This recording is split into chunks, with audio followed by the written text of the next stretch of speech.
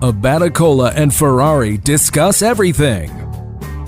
With Matt Abaticola. Son, your ego is writing checks your body can't cash. I'm sorry I ruined your New Year's Eve party. She tastes like cigarettes. And Jason Ferrari. I'm very important. I have many leather-bound books, and my apartment smells of rich mahogany. Hallelujah! Holy shit! Where's the Tylenol? Two complete nincompoops with microphones and access to the World Wide Web. Presented by Mickey Finn's Brewery in Libertyville, Lake County's oldest brew pub. Now, here are your hosts for this shit show, Abaticola and Ferrari. Hello there, podcast friends, and welcome into another episode of Abaticola Ferrari Discuss Everything. It's the AFDE show. This is episode 45. It's called Dong with the Wind. He's Jason Ferrari. I'm Matt Abaticola. Thanks for downloading and being a part of the program. We do appreciate your continued support.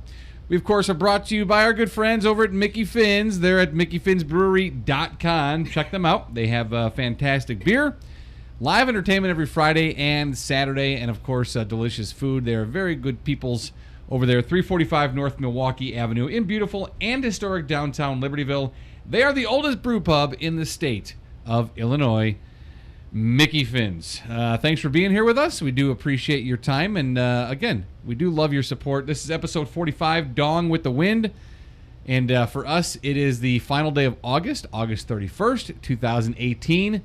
This year is flying by. The summer is over. We are in the full grips of the school year. That's what my life has been the last, was it now, where are we at, 7 days of school. Kindergartner, Jack's back in preschool. In the burbs. We got soccer, we got flag football going on, so that's been my life. The last 2 weeks have kind of been a whirl. It's just been insane. Work, back in school, sports starting up, coaching Jack's soccer team, so it's been pretty crazy. I have no kids in school, but the city kids are coming back on Tuesday.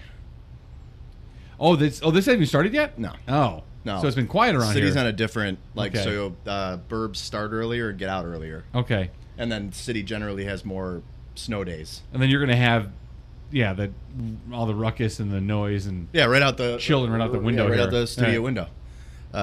Nothing as loud as the air show was. That Or the one time, cicadas. or the cicadas that you could, if you can, I feel like I'm gonna put the microphone closer to the window so it's more rustic. Because we can hear it. Right. I feel like we're in a treehouse doing the show. Where are you guys? We're in a treehouse we built for the show. One can only hope. Someday we can record it. We have outside. a padded room in a treehouse. That's where we record. You can connect with us several ways. Social media, we're on Twitter at AFDE Show. You should follow us there. Facebook.com/AFDE Show. And, of course, you can email us. Jason monitors those all night long. He likes to stay up and wait for your emails. AFDEshow@gmail.com is the way to do that. I'm up anyway. Connect with us. Right. Not really what you would call a sleeper. What's sleep? Yeah. What's sleep mean? You just reminded me of something, too, by saying, now, actually, I just had a brain fart and forgot what you reminded me of. Wow. No. Something that you said reminded me that it won't be for this particular episode, but the episode after that, we will have a new intro. We'll have a brand new intro. We, our voice guys that did the last one, Mr. Mike Horn, nice, good dude, does a great job. We realized there was a little copy issue, so we're gonna. He's redoing that. He's gonna get it to me on Tuesday, and then that'll be on the next episode. Michael Horn Productions. He does. He works for the Chicago Blackhawks. Does all the in-game entertainment for the Hawks. Worked for 17 years for B96 before CBS Radio let him go about 2 weeks before Christmas. So that was a nice move. I used to stop by his studio at the end of my shift all the time and look at how happy he was to be at B96. 17 years. I can't believe he was there 17 years. And then I was at the Score for 16 years. It goes by so fast, and before you know it, you wake up and you're 45. And you're at B96. B96. Lots going on in the world of sports for us. We'll start with your Chicago Bears, who finished the preseason 2-3. The magnificent A.J. McCarron comeback last night in the second half to lead the Buffalo Bills past the Bears' bums. Funny thing is, It's the same people who played the whole game. The Bears? Both. Oh yeah. Yeah. Well, Mccain at halftime, he was like, "You just wait. We're gonna have a historic comeback." After the game, apparently he said something along the lines of, "It was the most fun he's ever had playing football." Because he's playing. Didn't he win like two or three national championships? At least 2, right? Yeah, 2. Might have won 3. 2. 2. And a Bills preseason game was the most fun he's ever had in playing football. All right. Whatever. Did he say the most fun I've ever had playing football getting paid? No, he just said the most fun he's ever had playing football. I mean, if I had to pick, I'd rather play for Buffalo than for he probably made more in Alabama than he did in Cincinnati. Buffalo. But right. I think he won a playoff game in Cincinnati too. Did he really? I think so. They won a playoff game? Yeah. No. He played the last couple of games to get them into the playoffs. Okay. But I didn't watch the preseason game with the Bengals. Is Marvin Lewis still the head coach? Yes. Is he really? Yeah. Wow. No, I'm serious. Yeah, he is. Is he really? Yeah. Wow. Huh. And they're energized. You know, that whole thing. Did you put together your 53-man roster? Because tomorrow's cut down day, right? I did. Yeah. You have your 53-man roster? I do. For the Bears? Yes. Where are you putting it? No. What'd you say? Where are you putting it out? I'm going to put it out from our handle in a Google Doc. Okay. I'll do it tomorrow morning. But you have it all done already. Mm-hmm. Did you have it done before the game? Or did anything change for you with last I had night's game? the framework in there, and there were a couple of guys who... and I'll bring them up now. Actually, there were a couple of guys. Yeah, go ahead. Because there was one guy you've talked about with me that was the running back. Yeah. Well, I talked Neil about Anderson's old number. Yes. Yeah. Well, you tuned off, and I'm sure people were irritated, and I don't care. If you're irritated with like preseason announcers, then but I don't know what to do, because get ready, because we generally have the B and C team horrible ones during the season too. You know, my drive today out here made me more angry thinking about that, because I didn't like the broadcast last night, but whatever, preseason. I switched over to the Cubs, and when I did, Tommy LaStella hit a 2-run homer to give the Cubs the lead, so it was fine. I learned today the Oakland Raiders radio play-by-play guy, I didn't know this, and he did preseason too, was Brent Musburger. Like, that's not fair. That's not fair at all. Like, Brent Musburger, I want him to do the Bears games. Why is he doing preseason football? I don't know. I couldn't tell you. I mean, he's doing Raiders radio, and he was in whoever they played. He was still in that city. I don't know who they played or who they're going to play, but yeah, he did Raiders play-by-play. And is doing. Did you know he was doing the radio during the regular season? Oh. I didn't know that either. No. Yeah. I didn't know he was doing anything outside of college football. Stuff, yeah. Because then tomorrow he has Michigan Notre Dame, which is right. That's our team's playing tomorrow. I know. I actually someone at work that sits next to me went to Michigan. I told her the story today. She's like, "Oh, really?" I was like, "Yeah." I said, "Well, it's either that or we root for Southern Illinois and Moody Bible Institute, respectively." Yeah, and our Division I football program has not been good since like the late 1800s. So. Moody Bible Institute? Yeah. You had football team? No. Yeah. No. Never. We were NAIA. Or any sports? I don't know what NAIA. What is NAIA? It's a division of it's. I think it's below NCAA. I don't think it's above NCAA. Okay. I think it's below. There needs to be like a J. There needs to be Jesus in there. No, somewhere. it's NA. But no, there's a lot of schools that aren't. It's not like I don't know. Yeah, the amount of jokes we've made over the years about like the Moody Archers. Where you went to school. I mean, where I went to school actually did have athletics, right. But then we used to make jokes about Illinois Center for Broadcasting. Well, their basketball team was, and then the coach left and went to U of I. Yeah, no, we had a really good soccer program. We won like soccer championships in the I still don't know what the NAIA means, but anyway, all I remember is my freshman year, our first like student pep rally for the athletics, and we were the Moody Archers, and I thought it was a guy with a bow and arrow, and then these two dudes run out in an actual like stone archway mascot uniform, because at Moody, right on LaSalle in Chicago. There's a famous archway, which was the old entrance of the school. Okay. And so the arch was like the signature architecture of the school. So we were called the Moody Archers. That's almost because as bad as my junior high was the Senators. Oh, geez, like, seriously? Why?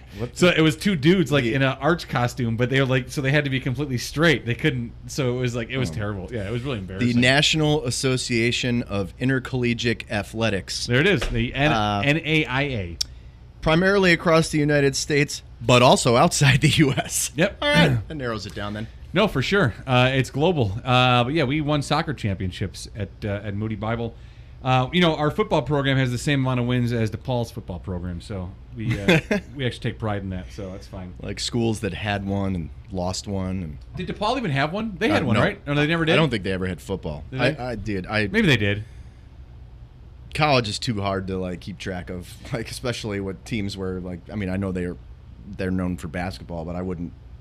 Well, and soccer. Yeah. I know that, but otherwise I got nothing. Well, college started off last night. Was last night the first night of college games? Yeah. I know Northwestern, in their really sharp uniforms, by the way, those look really good, had a big win down in Purdue.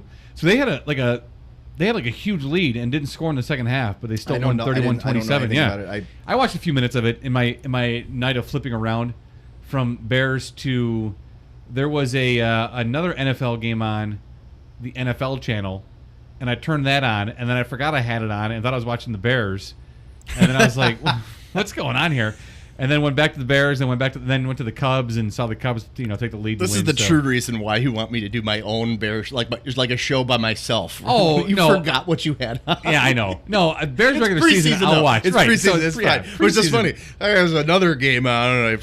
I forgot who it was. Yeah, I was watching the Bears. Half paying attention, and then somebody caught a pass, and I'm like, "Who's that guy?" And then I was like, "Why is he in a green uniform? Yeah, what uniform is that he's wearing?" Like, oh, this isn't the Bears game. So, and I'm not even sure which game it was. I have no idea. I only had that on. No, I will watch the entire Bears season this year. I'll do that for you. Thanks. Yep. The funny thing is, I generally will watch some of preseason, but it's more. If I can be in front of a TV, if like I can't, whatever. Oh, well. Right. But this year, like, I want to be able to do stuff like the tail end of last season for Bears and like be able to accurately kind of predict what's going on and what I think is going on. But there are a lot of people who are drafted, or in this particular case, not drafted, like they're undrafted free agents who I thought, wow, like, and we've actually, Pace has done a pretty good job of finding people like that. And so as I'm looking at the spreadsheet I have that I'll put out there, I mean, I think. So you got Packers colors there. I like that. Yeah, you like that? Yeah, most of it's green. The yellow guys, it's like the yellow heart. Oh, yeah. Love you, Waffle House. Are the guys that I was hoping did enough to make the team. One of them being a veteran, which is a little weird. But quarterback position, no surprise. Wide receiver, I think our 7th round pick, Javon Wims, has done enough to make the roster, which is good because he's a stud and he's huge. So many wide? So that's 6 or 7 wide receivers. I think we're going to carry 6. So it'll be your. Are they going to have 2 or 3 quarterbacks? Honestly, so there were a couple of people who were bubble guys last night. Both got hurt. I don't know the severity of their injuries. One at tight end and one at outside linebacker. Who got hurt? Already your guy, Brown. Who?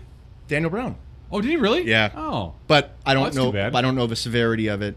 And then this guy. Well, he made a good catch. Then he deserved to get hurt because that's what he does. Well, the funny thing is, you actually said I really like him, and then he went out the next play. Oh, seriously? I swear. Oh, I swear. I was like, I didn't even text you. It's like, well, I don't want you to know. Yeah, I was watching that other game thinking it was the Bears. Yeah. No, you switched to the Cubs at that point, I think. But there's this guy named, I want to say Edamame because I'm hungry, but Edamali, who was somebody that actually Ryan Pace had brought on to the Saints, had a couple of good seasons, and he's kind of bounced around. He got hurt too? Yeah. Okay. I mean, but he's been having a very good preseason, and we're already thin at pass rusher at OLB. Okay. And he made a play and, like, had to be carted off. Oh, seriously? But so Brown Edamame is out? Brown Edamame. The combination of the two people apparently are out. But I don't know. We don't know the severity of the injuries. But cutdown day is tomorrow at 4 p.m., so I feel like that's going to affect who we bring on. Now, is that who's going to be the roster going into week 1? No. Okay. And then is that going to be who's going into week 2? Because you know the rule, if you don't carry them on the week 1 roster, you can bring them back on. You don't owe them their full salary. Like it's it is what it is. Okay. But it's not like they're doing what they need to do. Right. They have to field what they can field against the freaking our number 1 rivals on Sunday Night Football. Packers. But But so running back, that was an interesting one. Your guy Null made the team, Yes. didn't he? Well, no, we'll find out tomorrow. I mean, but he's going to make the team, right? I hope so. Now the question was he going to be able to play on special teams? Because the guy was a starter in college, and most people who start in college Didn't play special don't teams. play special teams. Because you have like a 90-man roster. They've been factoring him in over the last 3 weeks, and he showed enough that actually your guy, Patrick Manley, last night said, I went back and looked at Ryan Null's snaps on special teams, and this guy is, he's a gamer.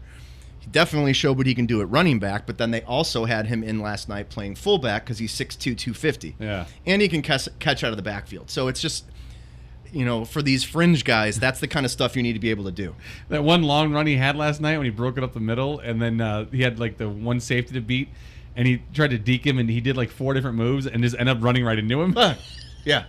That was great. The funny thing is, did you look at the size of the safety? Like, he could have done that. He didn't need to do any moves. Anything. Just run over him. He would have just But pummeled. he went right, left, and then ended up running straight into the What's guy. 'Cause funny the is, guy was like, he was on the ground already, and he just like ran into him. He didn't want to like get tripped up. He wanted that touchdown so bad, and then I'm like, But, just you run ran over into him. him. I know. Like, what are you I know. It's pretty doing? funny, but I think he's done enough, and he's one of the guys I was hoping for. He was an undrafted guy out of Oregon State, really, really good player.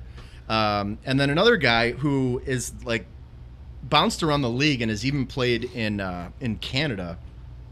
His name's Doran Grant. He's the guy who had the pick 6. Oh, you liked him, right? Yeah, but I've liked him like all preseason, and it was coincidentally the only team in history to have, or in preseason history to have 2 number 35s score touchdowns. Pick 6, and Ryan Null's also 35. Yeah, it's a dumb stat. No, but it's a thing. Now if they win the Super Bowl, that can be a stat.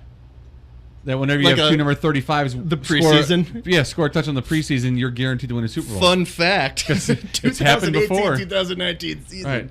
But every time that's happened, they won the Super Bowl. That's a tricky one, though. He's someone, like, there have been a couple of players, Michael Joseph, Kevin Tolliver. That's another name that I texted you when an undrafted guy out of LSU that I said, all right, he might. No, but so. No, 2 first names can't have it. Between Tolliver isn't a first Michael name. Joseph. Oh, okay. I was going to say, cut what? Him. Got to cut him. Yeah, Michael Joseph, Kevin Tolliver, and cut him. Doran Grant. Can't make the team. Now, here's the issue. McManus, they brought him back, right? And, the old QB, the punky QB? Yeah, no. Oh. Sherrick McManus from... Oh, not Jim McMahon? Not Jim McMahon. Because I saw he was playing last night. Jim McManick. I saw him. He was on the field last night. I saw number 9 out there. And I'm like, hey, the punky QB's back. No. 50 Shades of Bray. Is that what they... Oh, no. They had a thing going all night. It was hilarious. Oh, nicknames for him. Yeah, they were running that broadcast like a sports talk show. No, I know, but the California Brazen, like people he was were calling in with some tweeting funny and- shit. yeah. Well, but they started doing it before the show. Yeah. Or before the game. But those Did Corey Wooten talk? Ever? Yeah, he's rough, dude. Did he talk though? Yeah. Okay. But he's like, I don't know. Because it was just the one dude who was excited to be there, Kyle Brandt. and then Jim Miller who ate somebody, and then they would show a picture of the booth, and there'd be 3 guys in the booth, and I'm like, oh, they should let that third guy talk. Right. Corey Wooten told a story about being at the team hotel before the game, Yeah. and or morning of the game, and I don't follow him on Instagram, but he loves to talk about how much he works out. Yeah. Like he's a bro. He's like a super bro. Just bro, I'm working out, bro. But he said Ryan Pace was in there doing like curls, and he's like, Ryan was getting after it. He ran for an hour. I'm like, dude, Pace, good for you, man. Dude's in shape. No, but he's like, it made me feel like I had to work out harder. I'm like, That's pretty good. because the general manager is working out. Well, you he's had got the time and the facilities to do it, so God bless him. Well, yeah, for he it, was so. working. No, they were both working out in the hotel gym. Yeah, so I didn't hear Corey Wooten talk at all, and then it brought me back to my days at 670 when the old afternoon show years and years ago was the Rick Tellender show. Mm-hmm. It was Rick Tellender, Doug Buffone, R.I.P., and Jonathan Hood. And when they would have guests on for interviews, Hood was told he couldn't ask questions. They made him be I remember quiet. listening to that show, and I'm like, what? I've never heard him speak. That was one of the worst. And there have been some bad moments in score history. That easily one of the worst. What? I mean, one of the more talented, younger guys as far as the demo is concerned in Chicago radio, and they were like, you can't, I listen to his Under the Hood program on the Score or on the ESPN.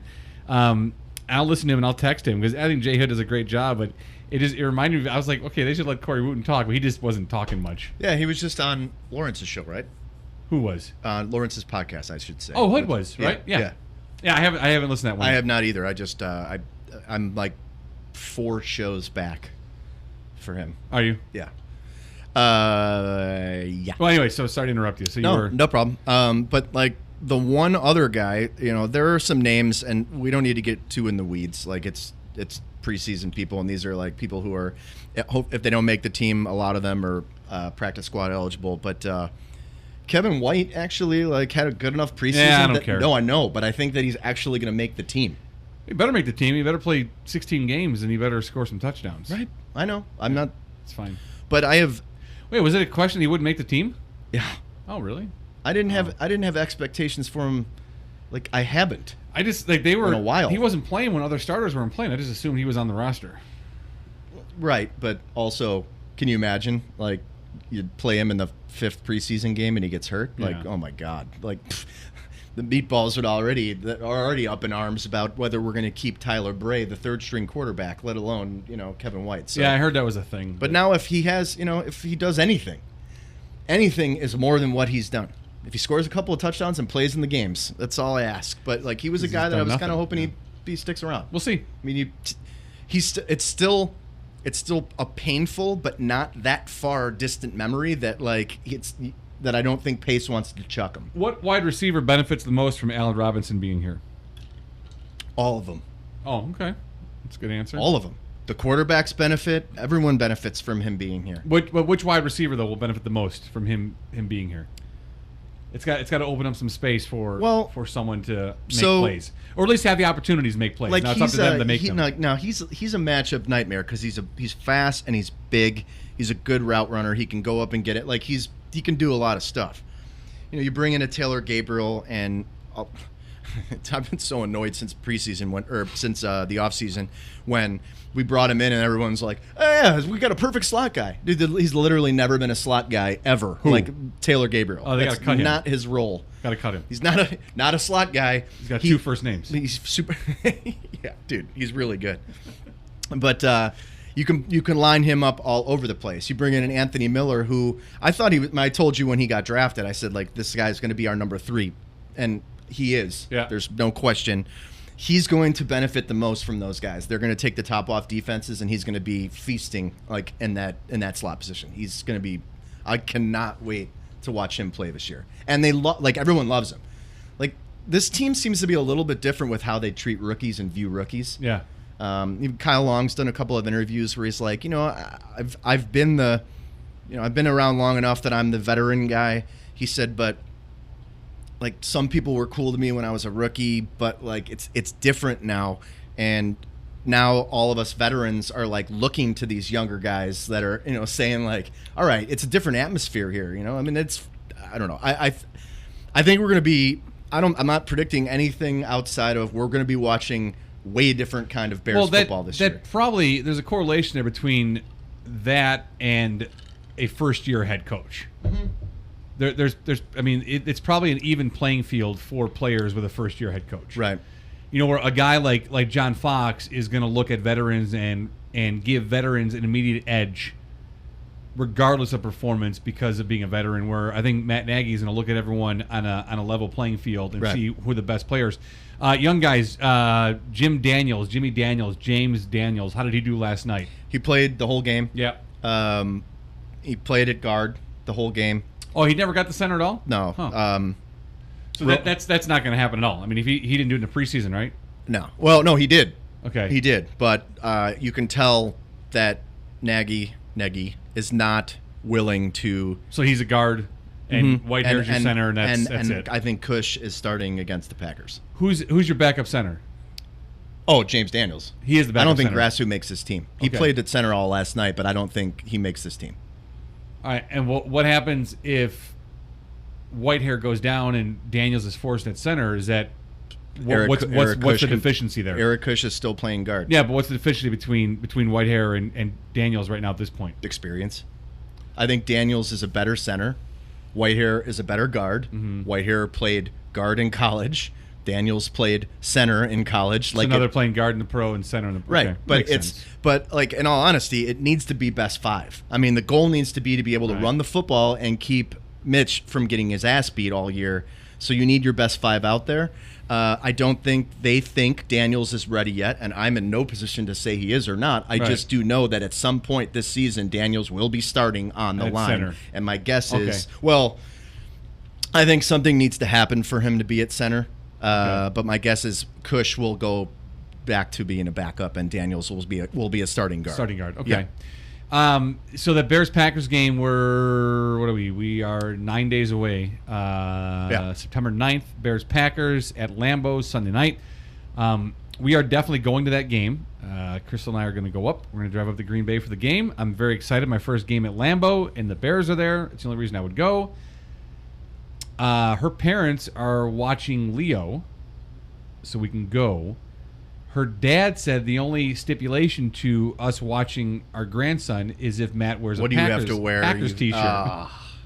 I'm like, I haven't committed to it yet because I keep dancing around it being like, oh, yeah, sure, Leo can wear a Packers t-shirt. That's fine. It's not your kid. Right, so he can wear one, but he is a Packers fan, though. I get it. But she was like, no, my dad wants you to wear one. And I'm like, yeah, no, sure, Leo can wear one. And I keep dancing around it, so...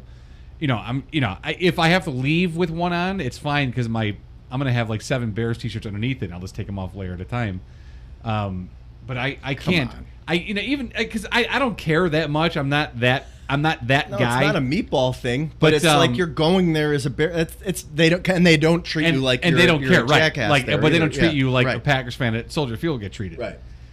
So if I have to leave the house that way, I might appeal to his good nature and just, do a photo with it on. As long as you don't have to pay a cent, like you're wearing someone else's crap. Like, oh no! If he has one, you don't have to spend I'll wear money his. on I'm not. No, Packers I'm gear. not paying a dime for it. That's ridiculous. If she wants to buy one for me, God bless her. But that's also both things wastes of money. I'm not doing it though. Yeah. But so there's a possibility on social media you may see me in a Packers t-shirt. Well, I mean, I the only thing I would do and do willingly is an Aaron Rodgers jersey. Because I do like Aaron Rodgers. Yeah. I would do that. Rich. He was already rich. Well, yeah, now he's extra rich. Yeah. Oh, God, I saw Mark Potash today on Twitter lit up Pro Football Talk. Oh, yeah. Did you see that? Oh, yeah, I did. How they're always wrong on everything? Yeah. And then he retweeted an older tweet about how Aaron Rodgers will never get the same deal that Donaldson got because he didn't sit out. Yeah. And that is like, because Potash is like the nicest guy. He's just a great guy and just lit it up. Big time. Did you see Schefter's tweet? No. Talking about OBJ, OBJ, Aaron Rodgers, and Aaron Donald, all the highest players in the NFL history in 1 week. They just seriously? The contract, yes. So OBJ signed. Oh, he went first. Aaron Rodgers signed. Aaron Donald signed today. All more. Oh, Donald. Yeah, I said Donald. Aaron Donald. Yeah. Oh, seriously? Yeah. Wow. Three. Wait, he's the highest paid player in NFL history? Yeah. Wow, good for him. Somehow the Rams, I think they just figured out a way to not have a salary Are they cap. printing money? Yeah. And they were scary last year. Yeah. Like this, I don't know. Have you seen that HBO, the Real Sports with McVay? No, you haven't watched it yet? No. Yeah. You got to watch, dude. Every time I see it on, I think about you, and you would love it. All right. You got to watch that. I'm going to do that one. Yeah. Of all the things that I need to watch, I'll watch that tonight. Of all the things I've loved before. Yeah. All right. So Bears 2-3 preseason. What do you predict for the season? I think they go 16-0 off of what I saw. You're such a jackass. I don't know. That's such a... I think, well, I don't think... I think the health... they're 2 years away. I think... Unless it's a surprise. Health is obviously the biggest factor. Is your greatest wealth. The biggest factor. I think they get 9 wins this year. Do you really? I really do. Holy crap! Wow, that's wow.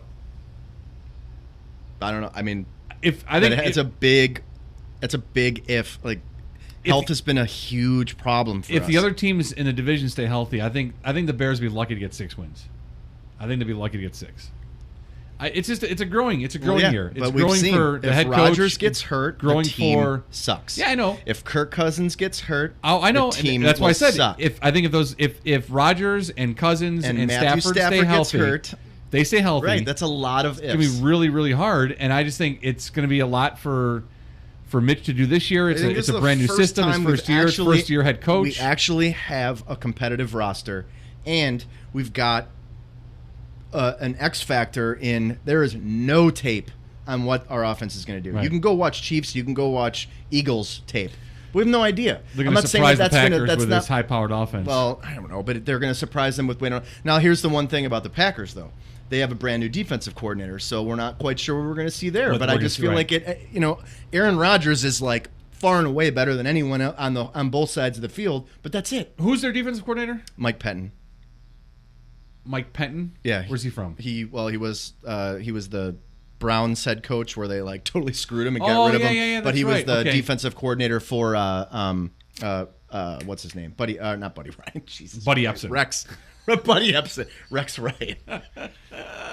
He's a good defensive coordinator. So like, dude, we can't remember names of No, I actors. just did it. No, actors Buddy in Epson. movies that we saw like 2 days ago. But yet I can pull out Buddy Epson and you can laugh right away. Yeah. We know who Buddy Epson is because we're old. Hello. Welcome to being over 40. This is the AFDE show. It's episode number 45. It's called Dong with the Wind. So Bears, Cubs are on right now. They're playing the Philadelphia Phillies. Listen to this. I know you're not the biggest watcher of the baseballs, but that's what I watch for our show. The biggest watcher. Yeah, you mean I don't watch? You watch the footballs. I watch the baseballs. Cubs are 8-2 in their last 10. All right, you take this. I'm gonna pee. They are 79-54, first in the NL Central. They're 4.5 above the Cardinals, 5 games lead over the Brewers.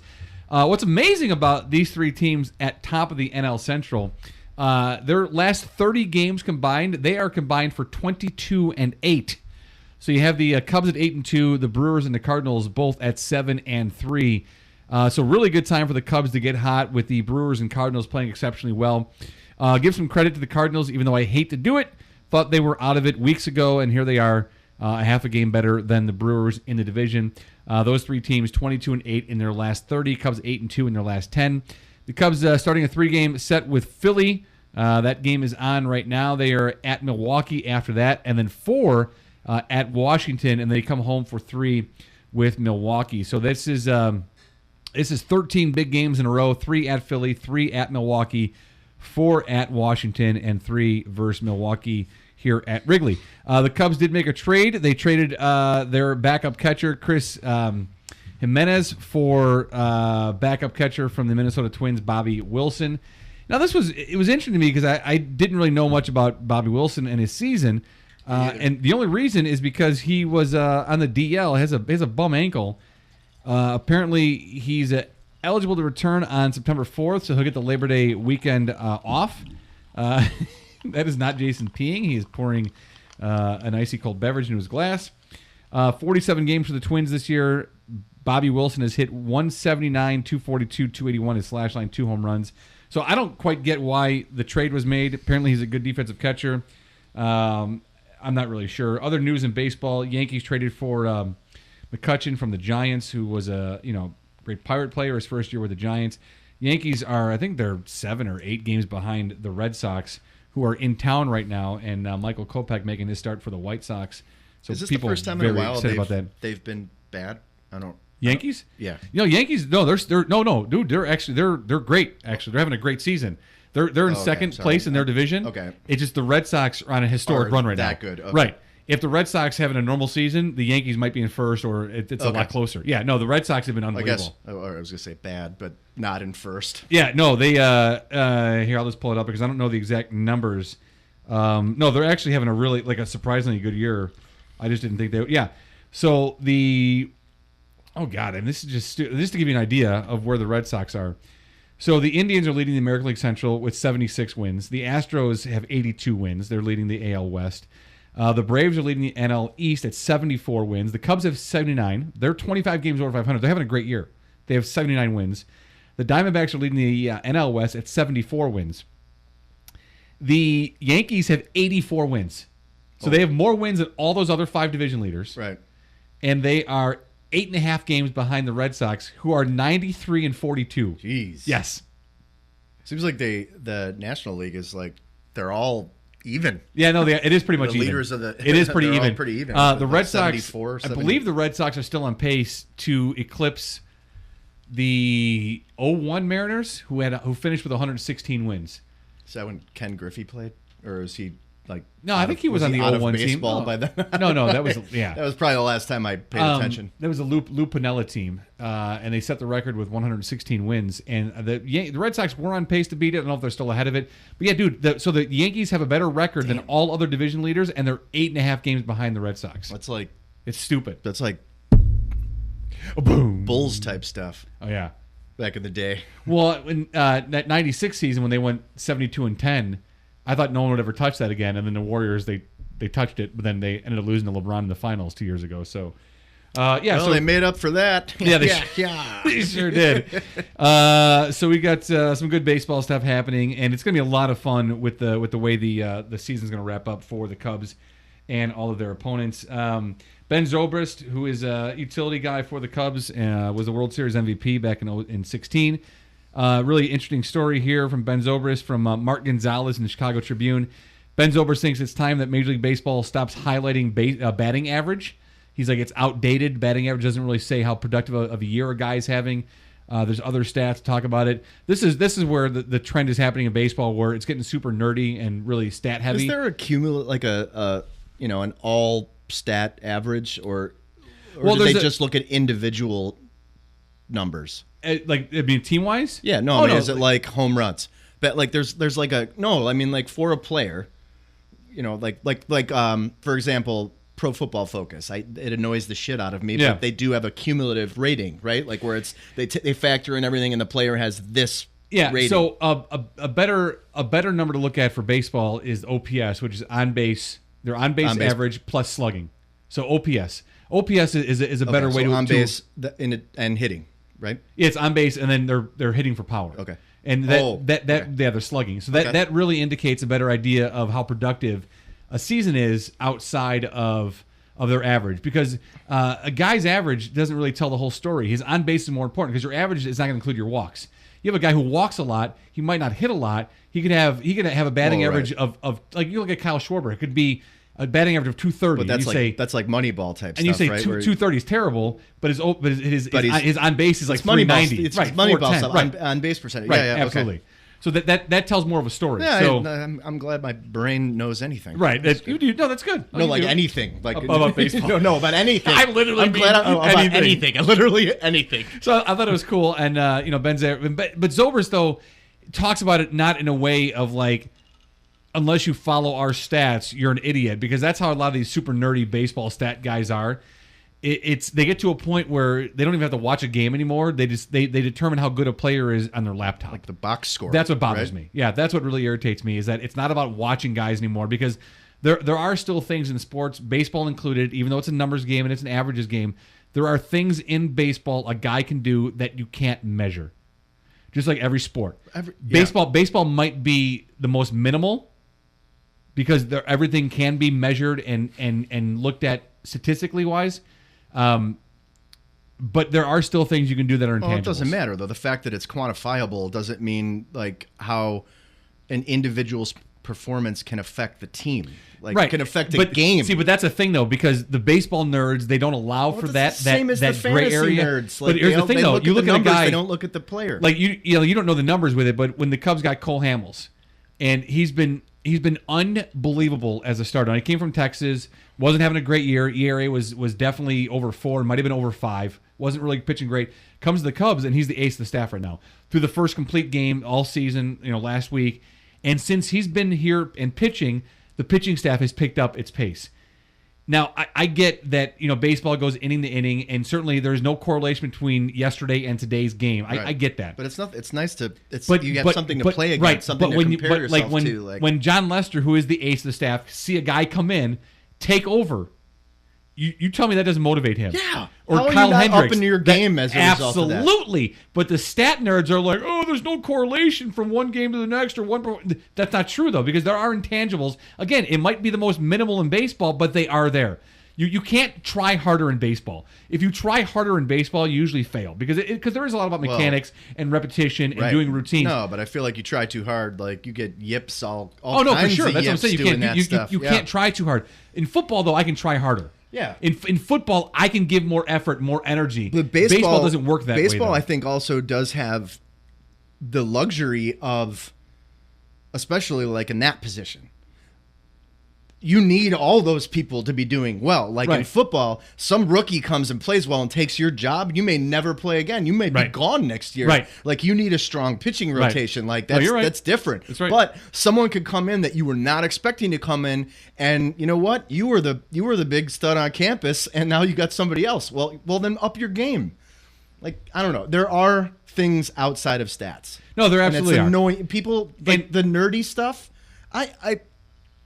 I appreciate it, but you can't just use that only as your only evaluation. Because then you're not even watching the game. Right. Like this is a sport you love, and all you care about is looking at like an Excel spreadsheet. Right, because you look at the defensive numbers in baseball are the most frustrating because guys look at defensive ratings and they're like, oh, his UZR is terrible. He's a terrible player. That's not the case. You need to watch the games too. Again. In baseball, maybe the intangibles are the most minimal of all the sports because you can't try harder. I get that, but it's also a factor. You can't tell me it's not a factor. Don't things on the defensive side of the ball, like in every other sport, playing from behind, like things like that come into play where, you're constantly having to like pick up the pace on the defensive side if, like they come and they I think 6 home runs. You gotta you're playing from behind in baseball and getting victories. Where the Cubs right now are the number 1 team and come from behind victories. That shows a character of a team. Yes. And I think and those are the intangibles you can't measure. You can't put a stat on that. You can't quantify it. These are like. And yet that's important. It shows this many hitters. You got this many things going on. You've got this many outs. Right. Like I know. All sports have that, but baseball, it's like there's. I feel like there's less room for error. I mean, you look at the 2016 World Championship season for the Cubs, and one of the most important players they had that year was Jason Hayward, and Jason Hayward was not performing offensively. He was terrible offensively until he didn't start. He didn't start every game. He didn't even start every game in the World Series. Yet he was one of the most valuable playoffs. Right? He didn't start every. No, he was benched in the playoffs at times. He started some games, but not all the games. He didn't. When did he? Yeah, I just remember him. You talking about him playing like lights out at some point. Like defensively, he did. Offense, he didn't. He was terrible offensively. Like if he would have been sat the entire playoffs, as a Cubs fan, you couldn't question that because his offense was that bad. But his defense was that valuable, and you could measure that. You could see that. His leadership was more important, though, and it's something you can't measure. No. And you can't tell me in baseball that those intangibles don't matter because they absolutely do. Every sport. Well, every sport they do absolutely. Well, baseball is the most minimal. Sport, sure, I should say. It's the most minimal, but it certainly there are still some things that are called sports, like bowling. Before I forget to, I wanted to mention we have a listener, Andrew, who loves the podcast, listens on a regular basis. It's a good distraction for him. He said. Is that who just sent me a Facebook friend request? I don't know. He might. Let's see. Nope. Okay. Different guy. Someone named Andrew did. Andrew sent me a message on Twitter, and just want to give a shout out to our buddy Andrew. Thanks for listening. Going through a difficult time right now in life, and just want to give him some encouragement. Say thanks for listening. We're behind you. Got your back, Andrew. But thanks for the message. I wanted to mention that before I forgot it when I got rid of that sheet there. Tell him to come to Musky Fest. Andrew? That's a personal Well, I don't know why invitation. I'm telling you to tell him because I have a microphone in front of my face. And he heard you, actually. Andrew, hi. Come to Musky Fest. We're still trying to figure out if Matt can do it with the boys, but I will be there with my wife, and I would be glad to. With my wife. I will not be wearing the Borat/Sean Connery costume. You should. Oh, good grief! That picture thing was horrible. It was amazing. I also want to mention too, and we'll have more details about this as the season goes on. But we are officially starting the Batacola Ferrari Discuss Everything Fantasy League. So the AFDE Fantasy League, we'll talk about that and give you more details as far as the draft and all that stuff's concerned and rosters, how it all works. But it's the AFDE Fantasy League. I'm excited about it. I don't know about you are. Yeah. I mean, I can't wait. I am very excited to talk about it and to get it going. Oh, no, especially the way it's going to be set up. It's going to be something special for us and our listeners. Yes. You're going to love this, the AFDE Fantasy League. Did you see the tweet today from Urban Meyer?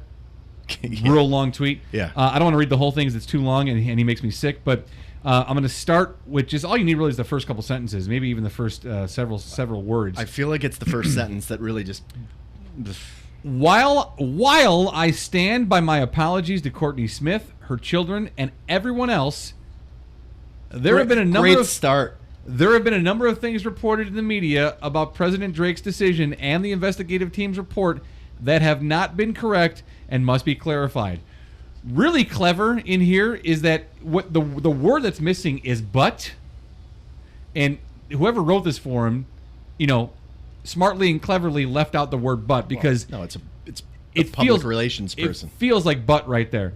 While I stand by the apology to Courtney Smith, her children, and everyone else, but there are things I have to say. I was so disgusted when I saw this. I mean, and I shouldn't have been surprised that I got disgusted by it. But what a scumbag. What an absolute dirtbag. Like, you feel the need to defend yourself after that garbage you pulled when you lied and protected a domestic abuser? Right. But it's what a scumbag. I hope Ohio State loses and that's not going to happen. No, I've so irritating. Hoped that for so long. So irritating. But as I was filtering through our Twitter highlights for the week, it was very easy to. I kind of went down that hole and was like, and I finally just was like, no. Like, while I stand by my apologies, but there's some things I need to say. But, you know what? But a lot of people were saying, so, like, tell me this isn't like a kid who was in a store, got busted for having a tantrum. It's over with. He's okay, and then he comes back to like say more, and it's like, no. No, you know what? Maybe it's funny you say that because it made me think of a toddler who does something wrong, and you reprimand the toddler for what they did, because I do this with my kids, and their immediate response is why they acted the way they acted because someone else did something. Right. Well, while I stand by her apologies, I need to clarify some stuff because the media did some things wrong too. Oh boy. I'm not the only one doing things. The media also did some things wrong. I feel like it's not just me. It's the media too. We're living that nightmare, and that's what it feels like with like having little kids. And our president. It's like, hey, don't kick so and so. You shouldn't do that. Oh, well, I did that because he did. Well, no, it doesn't matter. I don't care. I'm talking to you right now. Don't do it. Right, just don't do it. Acknowledge the fact that you shouldn't do this. Oh no, listen, I apologize to her and everyone else I hurt. Because I lied. I'm a scumbag. But I'm not the only one who did anything wrong too. Because the media is this fake, terrible, person now, and that the media is the enemy and all this garbage. Because 45's in the office. That's what we do now. We can't take responsibility for what we've done. And that orange clown. The best thing I love about this guy, everything he brings up, and what should be investigated by the Democrats, it always ends up backfiring on him. And like when they start searching into Hillary's emails now and what the FBI did wrong, they're finding more dirt about him and his people. It's such a joke. I cannot wait till this guy is gone. I know. Cannot wait till this guy's gone. I'm so tired of it. Opposite end of those two things.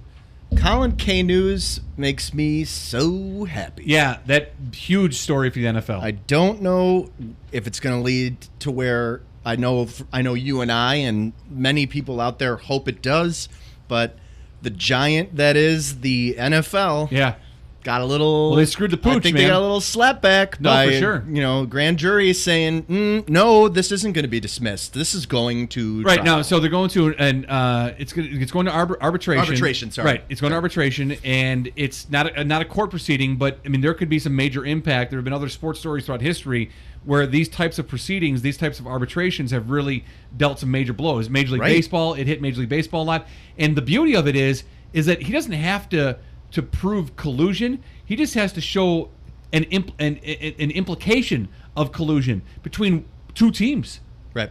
Between two general managers. That's all you have to do. I mean, the bar is so low. Shit, as long as Jerry Jones keeps speaking, I feel like he's target number one. Well, Jerry Jones, and then John Elway screwed himself. Oh yeah. When he came out a few weeks ago and said, "I wanted to sign him, we tried," and then after that, I was like, "Forget this kid. He's done. We had our chance with him. He could have been here, and he didn't. Just screw it." So he blatantly said, "All these owners are so much better not speaking in the media and said, there's a period of time I wanted him, and then there was a period of time I would never do anything to have this guy." You just admitted to saying I'm gonna blackball you regardless. Well, he said they offered him a contract, and he said no. And he said no. Can you imagine what the? But then he said, well, because it was actually they asked him to tear up his current contract. Right.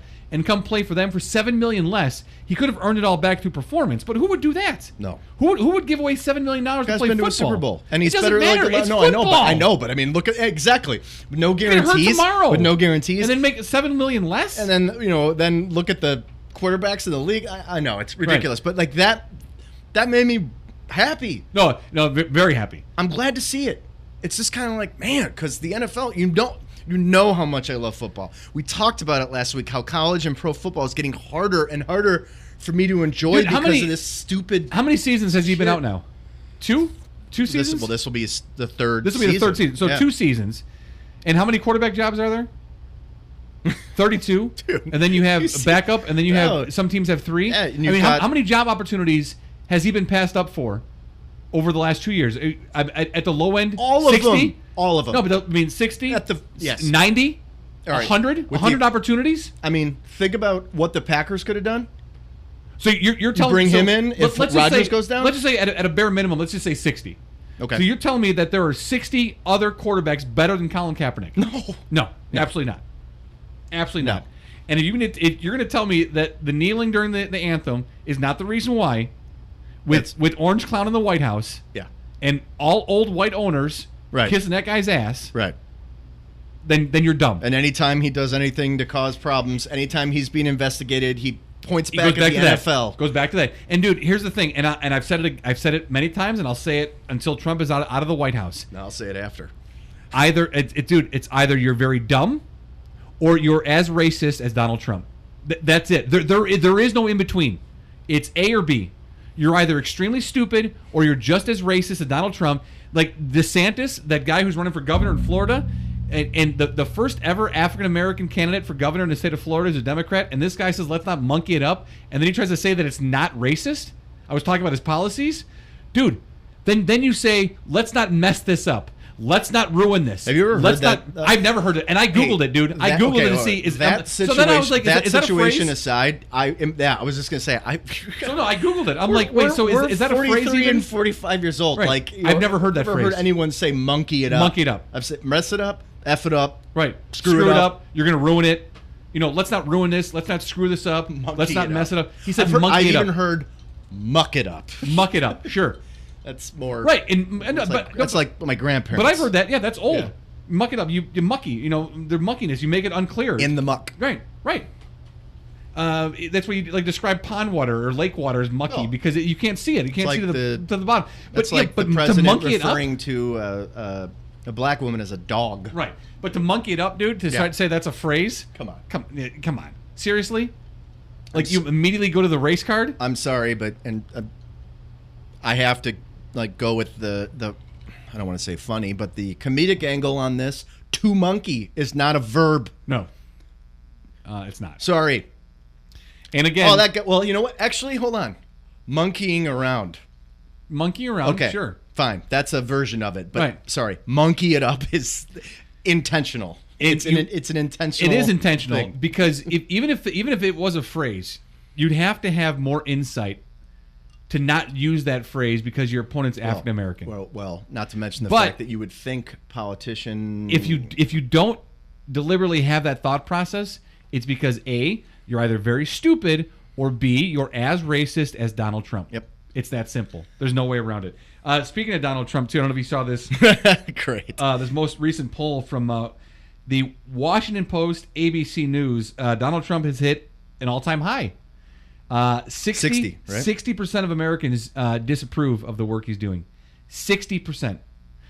In their other polls, a majority of Americans they feel that the Robert Mueller investigation into the Russian collusion is worthwhile and should be looked at. And 39%? 35% say they do think the president has tried to interfere with the investigation, and I think it's 39% of the people polled tried to interfere with the investigation. 39% believe that. That mic's on. I'm sorry. 39% of the people believe that. Yeah, I don't know why that one's on. I knocked into it. That's our. I see that and I think of Brendan McCaffrey. It's the Brendan McCaffrey mic. Yeah, and Ted. But Yeah. Brendan, yeah, it is. That's the sweaty cheddar with Yeah. Brendan McCaffrey. Dude, it's literally not on. 39% of the people believe that impeachment proceedings should be starting in the Senate right now. 39%. So anyway, that's all of enough that. of that. It makes me, before we get to stuff that makes us laugh, I remember when Matt and I when we started this show, there were like two. Let's not say we would never do it, because the name of the show is Sabbatical and Ferrari Discuss Everything. There were two things that we deliberately left off the table. And I based this on conversations with friends and family, or like being out with friends or being with family when someone else would be there that maybe you didn't know, that you just didn't bring up politics and you didn't bring up religion, because there really isn't. There's never a winner.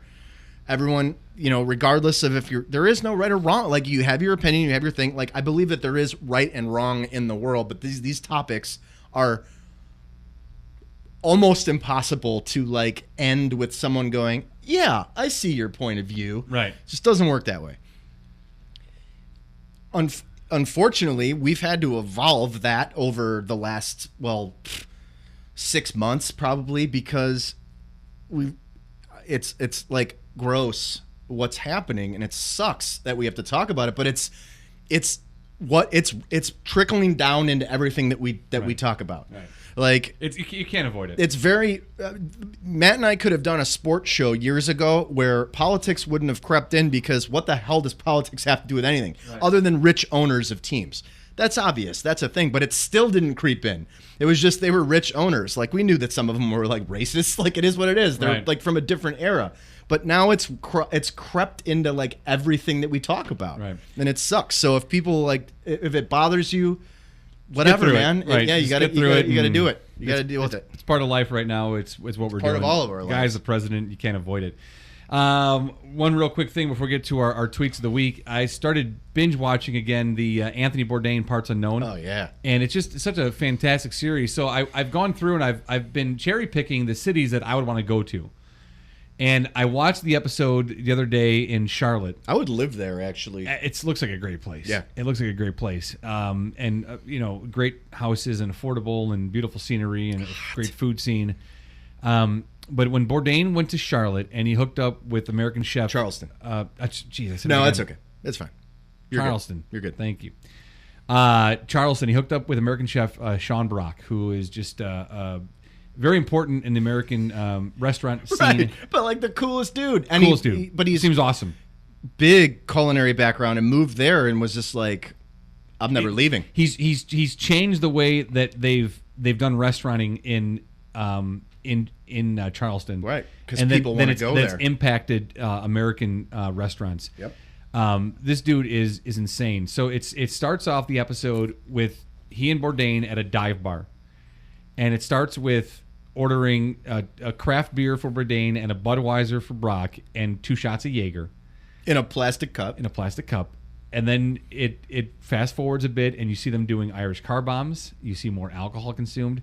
And then the scene ends and they're at Waffle House.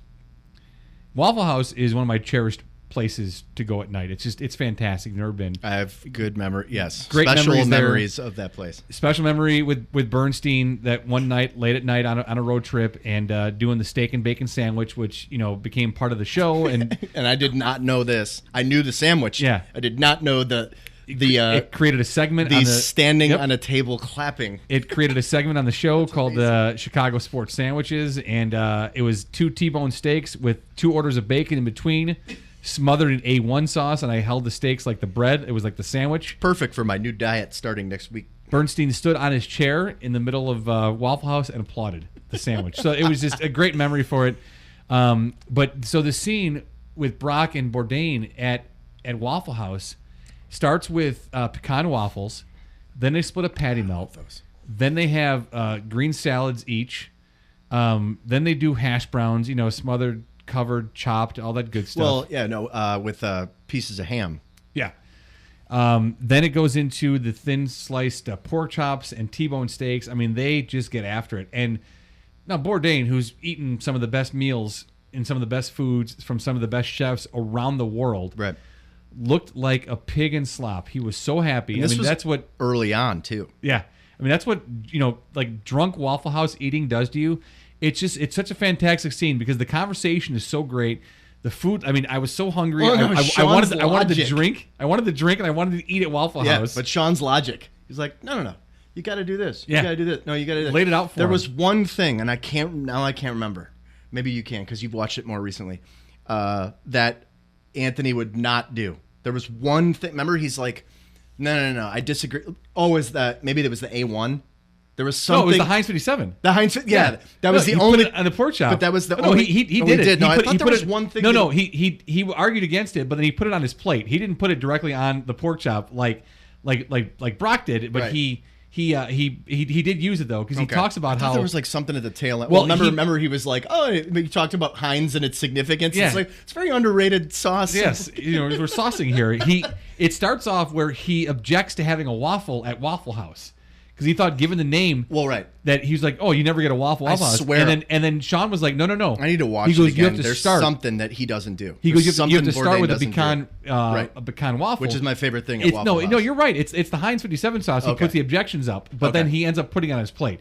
Now, I don't remember if you see him eating it. Now, he put it on the plate, but dude, it's not the finest quality cuts of meat. You've got to have A1 or Heinz 57 on those Right. pork chops or those no, T-bones. but just the fact that's why, like, we had so much to say about him when he passed. Yeah. He just goes to hang out with these people, and he's like, all right.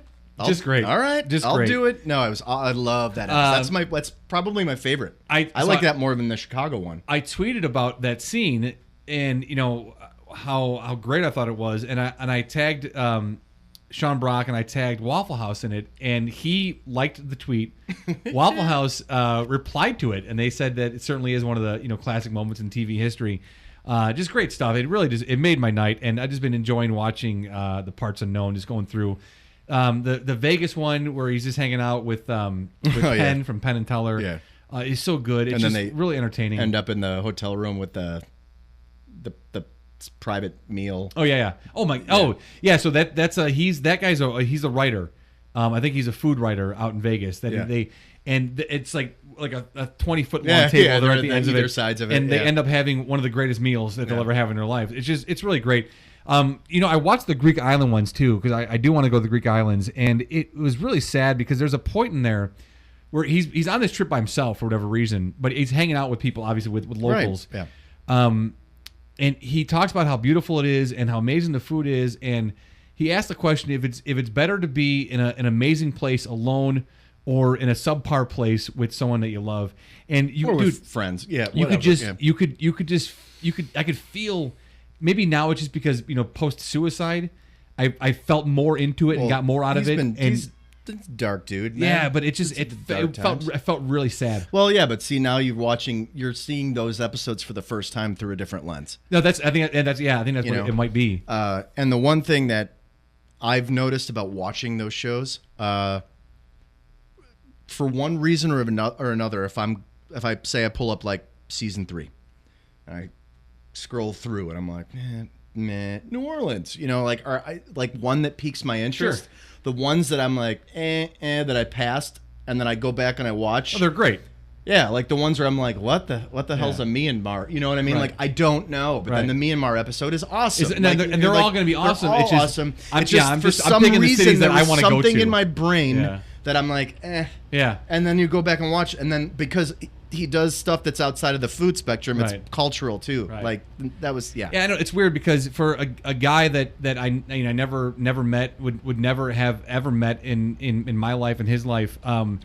There's that strong emotional connection, and it's different now watching him after his death, and just like that Greek Islands one. I felt inside I wanted to be there and just be like, dude, hey buddy, it's gonna be okay. Yeah. Whatever it is you're dealing with, we can get through it. I've been rewatching them, Yeah. and I feel different when I watch them now. It really sucks. So I almost wish like I could give that to you, like I could give it back to you, like you could see them before that. Right. But they're more poignant now.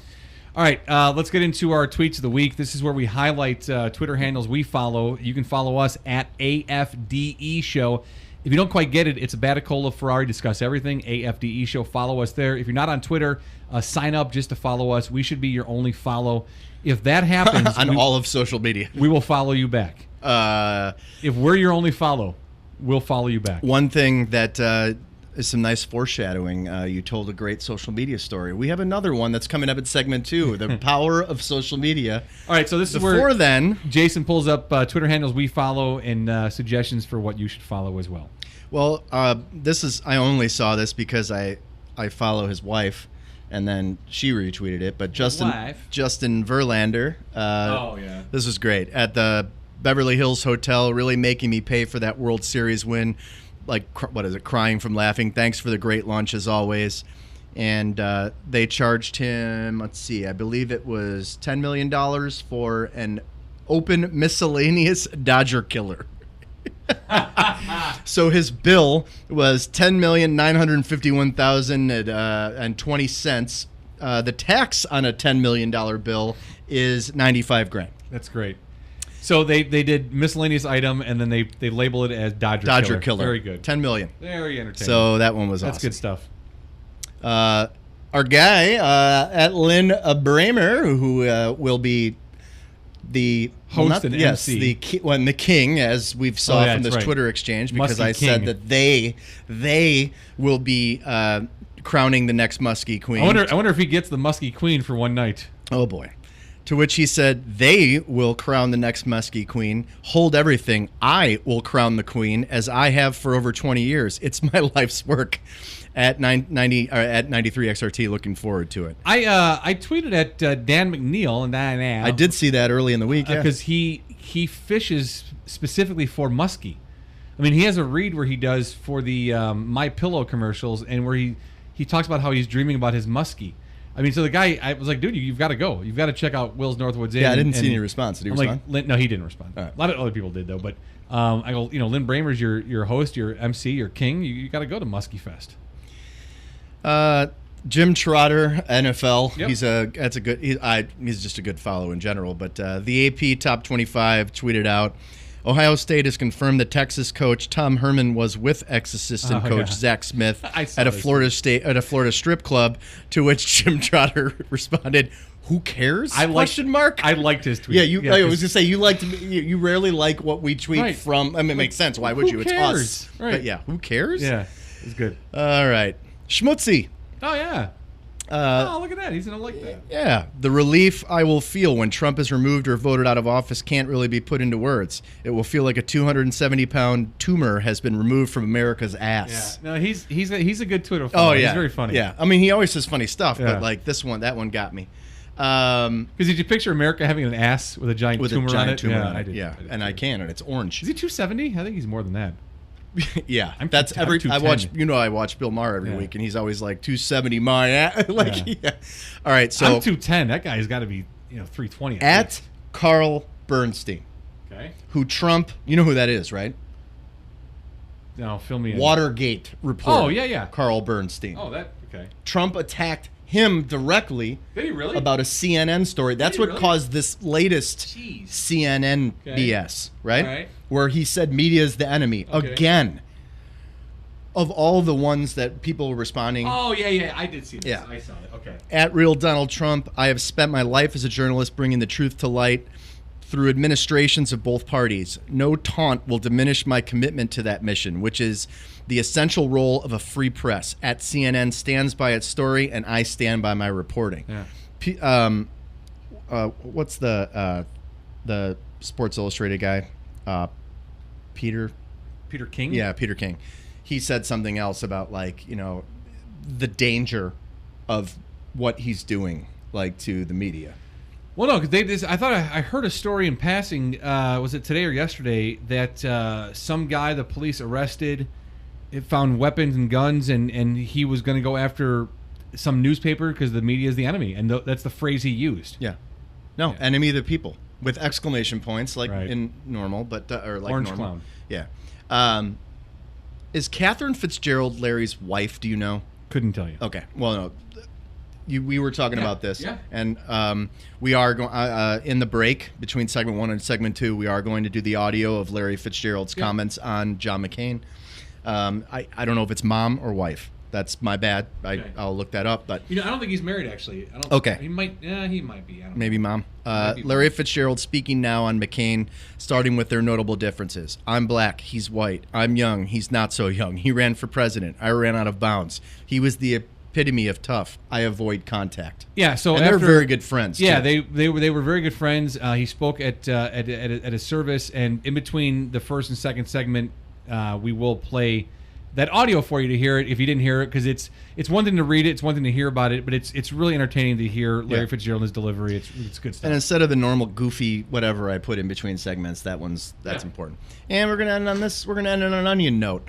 I actually found like 6 onion ones that I wanted to do, but this one made me laugh like that.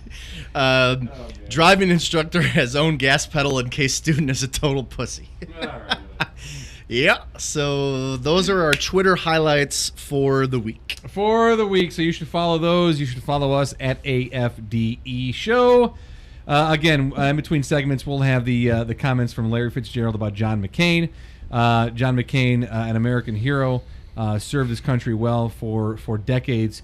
Was not insulted not once but multiple times by the sitting orange clown in the Oval Office. This is the AFDE Show. It's Ferrari Nevada Cola. We discuss everything. We're brought to you by our good friends over at Mickey Finn's. Check them out, 345 North Milwaukee Avenue in beautiful and historic downtown Libertyville, the original brew pub in Illinois, MickeyFinnsBrewery.com. Live entertainment every Friday and Saturday. Coming up 9/7, Hearthfire, 9/8, Petty Kings. I'm excited about this, though. 9/14, Wheelhouse.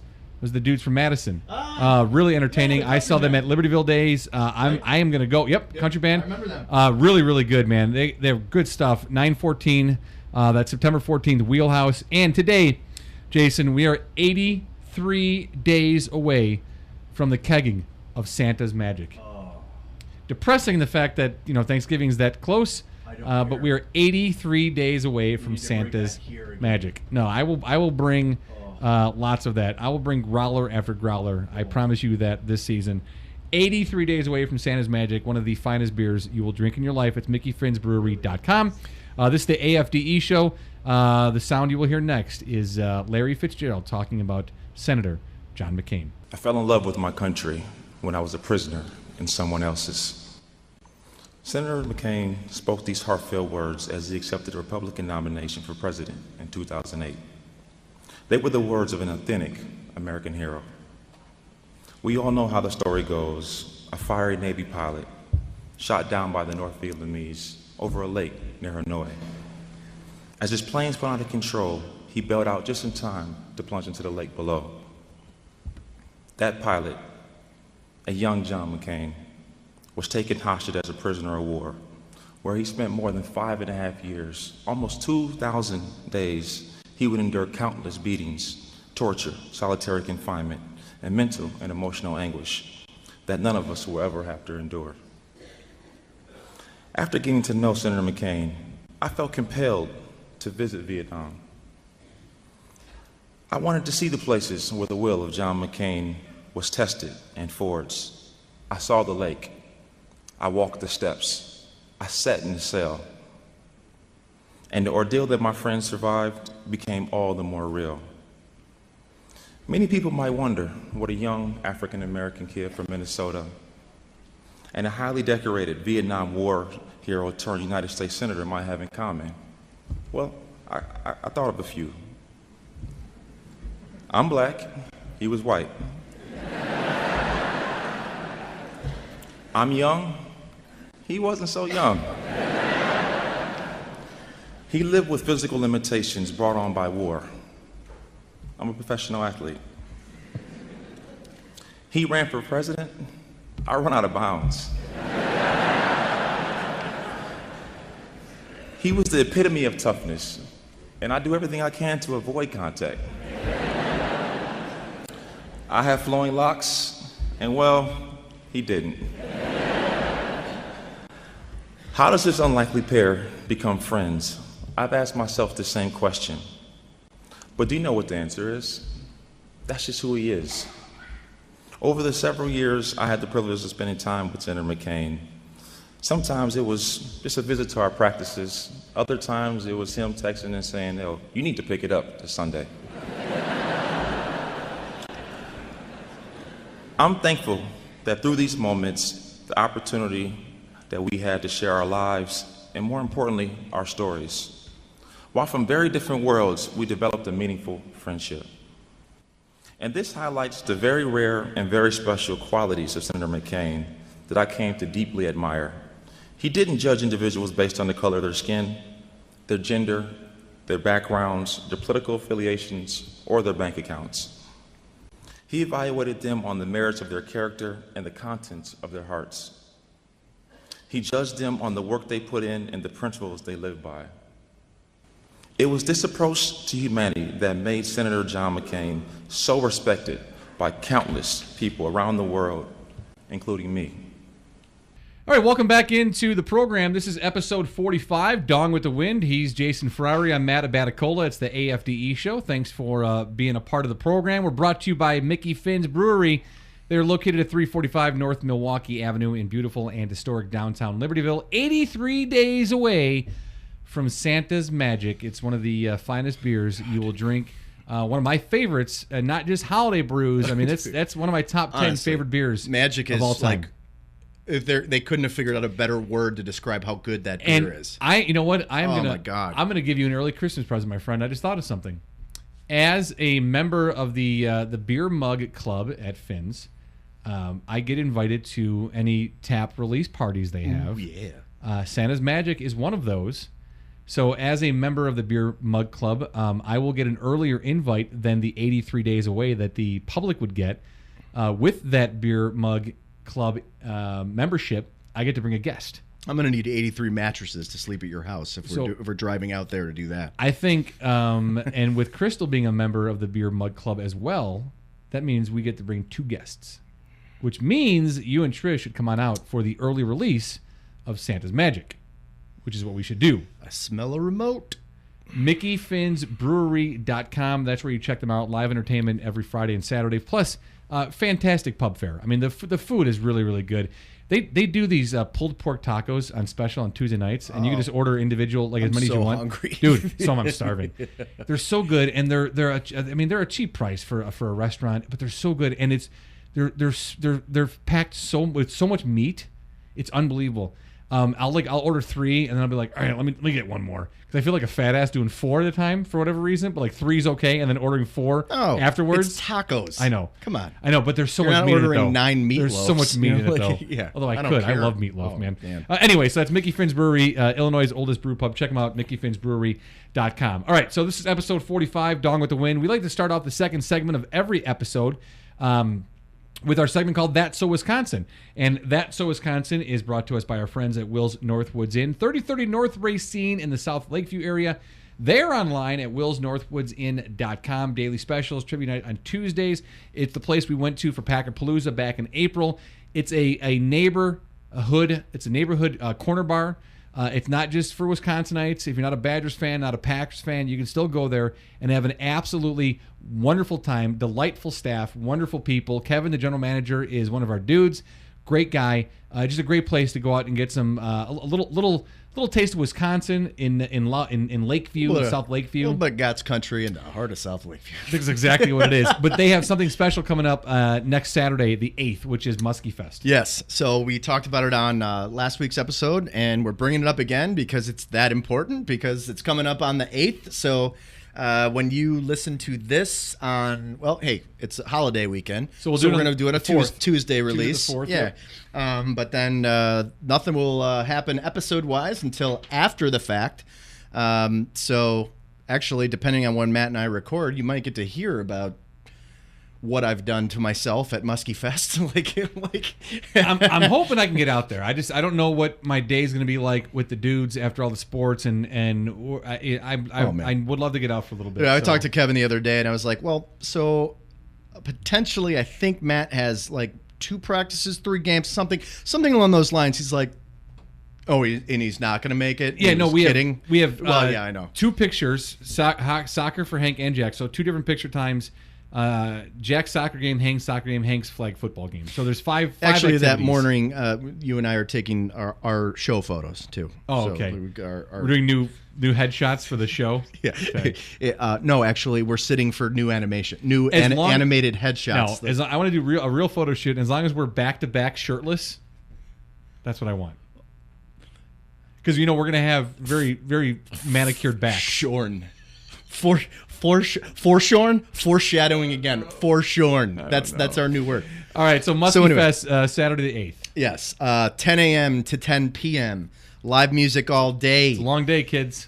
Oh, I saw a guest bartender on their Twitter account, and who is running for Musky Queen. Yeah. I don't remember what her name was. It stopped me in my timeline though for two reasons. A, it said Wills, and then she was mildly attractive. Yeah. So yeah, I stopped and I was like, well, there you go, fellas. Yes. If you're a single man looking to meet some fine people. Twitter, that's a show sponsor. That's a bar I like to go to, and that's a good-looking lady. Yep. All right. She might have cowboy boots on too. I was like, Ooh. ooh. Hey, at Will's Northwoods Inn. Yep. So it's September 8th, Saturday, 10 a.m. to 10 p.m. Live music all day. But the main thing, the name of the fest is Musky Fest. So their goal is to name the Musky Queen.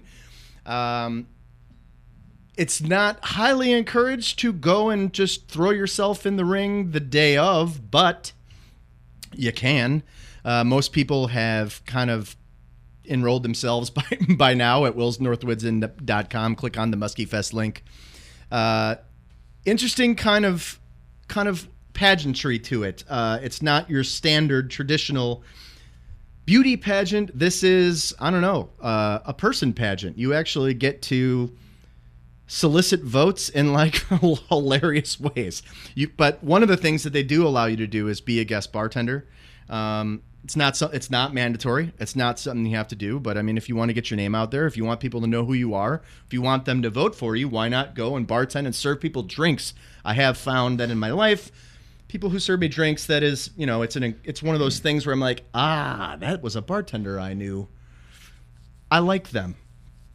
That's something that's cool. They do.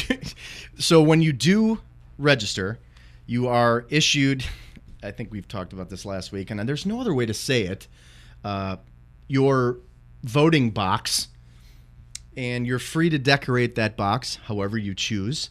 You're free to place that box wherever you choose. Some people have put it in the bathroom, so people go in there and they remember that person's name. The way it will work eventually is the day of every single drink you order, you are issued a ticket that you are able to cast a vote with to anyone you like. I think the ideal plan for candidates or for people who are up for Musky Queen is to bring friends and for them to vote for you. You might suck. Kevin's told me hilarious stories about people who went their day of and they're like, "Ugh, man, that girl's super hot." Then they got drunk and they voted for anyone but their friends. So it's tricky. Here's the fun. Well, actually, the whole thing's a fun part. Here's a super fun part, though. Lynn Bramer from XRT has been the master of ceremonies, as he called us out for tweeting that they are not crowning the Musky Queen. He is the Musky King. Wills said he is forever the Musky King. He said he lives for this. So, Lynn Bramer at 10. You can vote up until 10 p.m. that night. We'll be crowning the Musky Queen. If you win, well, hold on. Third place, $100. 2 tickets to T-Box and a Wills hat with the Elmer Fudd whole deal. Second place, $200. 4 tickets to T-Box and the Elmer Fudd hat. The winner, $500. You will get the official sash and tiara, which is actually the most important thing. It's an Elmer Fudd tiara. It should be. A stuff and mounted muskie. A trip for 2 to Wisconsin. I like your muskie. A keg party at Will's. And your name will be engraved on the Musky King. You get Lynn Bramer will get your name actually, tattooed on his face. And your name will be on the Musky Queen plaque. But the tickets to the the trip to Wisconsin is provided by Travel Wisconsin. I worked with them when I was living up in Madison. They do awesome trips. We're going to get the specifics on that. Kevin's going to give me the details, to which we will tweet about it. Very cool. But Musky Fest, September 8th.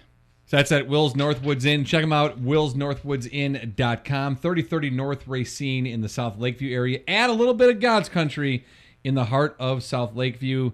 That's our segment, That's So Wisconsin, brought to you by Will's Northwoods Inn. A couple things real quick before we get to some good stories. Last night, Crystal and I finished Season 7 of Game of Thrones. Is that the last one? Last one. Okay. So now we're anticipating the Season 8 and final season sometime next year. So I made her start watching it in January of this year, and we got through all 7 seasons. Finished it last night, so I was very excited about that. Sounds like date nights at your place are super thrilling. They are. I mean, when you're my age, that's what you do. You watch Game of Thrones. You watch sci-fi with your lady. You have some good food. You drink some wine or some rosé cider, and you watch Game of Thrones. That's what you do. All right, here's a thing that has come up a couple times now in our conversations over the last week, and I saw it today, a story on it.